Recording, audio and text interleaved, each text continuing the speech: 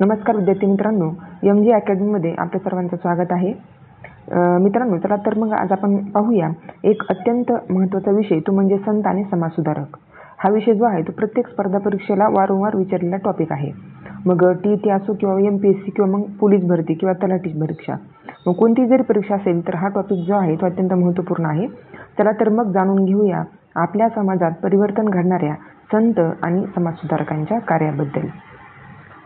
तर महाराष्ट्राच्या संतांच्या चळवळीचे प्रमुख केंद्र कोणत्या शहराला म्हणले जाते? तर त्याचं योग्य उत्तर आहे पंढरपूरला. बघा, वारकरी चळवळीचा जो पाया घातलेला आहे तो पाया संत ज्ञानेश्वरांनी घातलेला आहे. आणि मराठी भाषा कोणत्याही अर्थाने संस्कृतपेक्षा कमी नाही असं संत एकनाथांनी म्हटलेलं आहे. बघा, संत नामदेवांचे जे अभंग आहेत तर ते शिखांच्या गुरु ग्रंथ साहिबात समाविष्ट केलेले आहे. हा प्रश्न येऊन गेलेला आहे परीक्षेला. संत नामदेवांचे अभंग कोणत्या ग्रंथामध्ये आहेत? तर ते शिखांच्या गुरु ग्रंथ साहिबात समाविष्ट केलेले आहेत. संत एकनाथांची काय प्रसिद्ध आहेत? तर संत एकनाथांची भारुडे व गवळण जे आहेत त्या विशेष प्रसिद्ध आहेत. आता संत रामदासाबद्दल बोलायचं म्हणलं तर संत रामदास त्यांचा दासबोध आणि मानाचे श्लोक हे दोन ग्रंथ आहेत ते ग्रंथ त्यांनी लिहिलेले आहेत. त्यानंतर संत नामदेव जे आहेत त्यांनी महाराष्ट्रामध्ये कीर्तन परंपरेची सुरुवात केली संत नामदेव यांनी. आणि संतांच्या चळवळीचं जे केंद्र आहे तर ते केंद्र कोणते आहे? तर ते केंद्र आहे पंढरपूर. आपल्याला इथे असा एक प्रश्न येऊ शकतो की वारकरी चळवळीचा पाया कोणी घातला? तर वारकरी चळवळीचा पाया जो आहे तो संत ज्ञानेश्वरांनी घातला.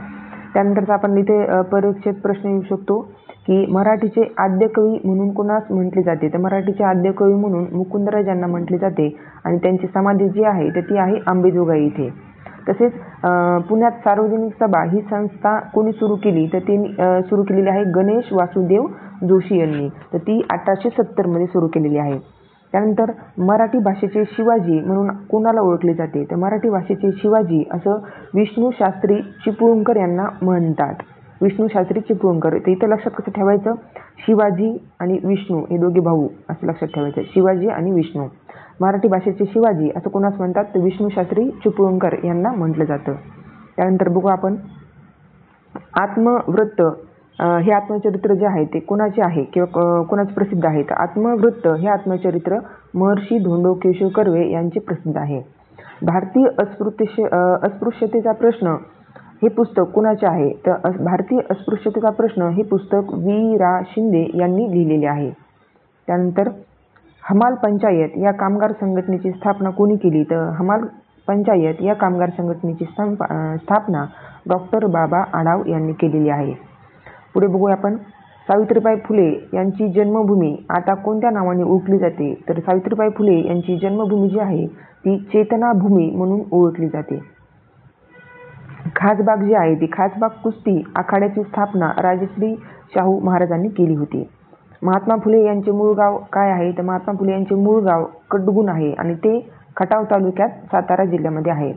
त्यानंतर साने गुरुजींचं पूर्ण नाव काय आहे? तर पांडुरंग सदाशिव साने. आणि तुकाराम महाराजांनी एक संदेश दिला होता तर तो कोणता होता? एकमेकांना सहाय्य करू अवघे धरू सुपंथ. हा संदेश जो होता तो संत तुकारामांनी दिला होता.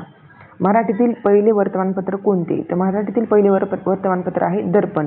तर हे दर्पण वर्तमानपत्र कोणी लिहिले आहे? बाळशास्त्री जांभेकर यांनी लिहिलेले आहे. त्यानंतर ज्ञानदेवांनी तरुण वयात पुण्याजवळ आळंदी येथे 1296 येथे जिवंत समाधी घेतली. ज्ञानेश्वर महाराज जे होते तर त्यांनी तरुण वयामध्येच पुण्याजवळ जे आळंदी गाव आहे त्या आळंदी गावामध्ये 1296ला त्यांनी जिवंत समाधी घेतली होती. आणि संत तुकारामांनी आपल्या वाटणीचे जे कर्ज खते होते ते पूर्ण कर्जांचे खाते ते इंद्रायणी नदीमध्ये काय त्यांनी बुडविली होते. अशा प्रकारे आपण शॉर्टमध्ये समाजसुधारकाबद्दल माहिती बघितली. विद्यार्थी मित्रांनो, व्हिडिओ कसा वाटला हे नक्की कमेंटमध्ये कळवा. व्हिडिओला लाईक करा, शेअर करा आणि सबस्क्राईब करा. धन्यवाद.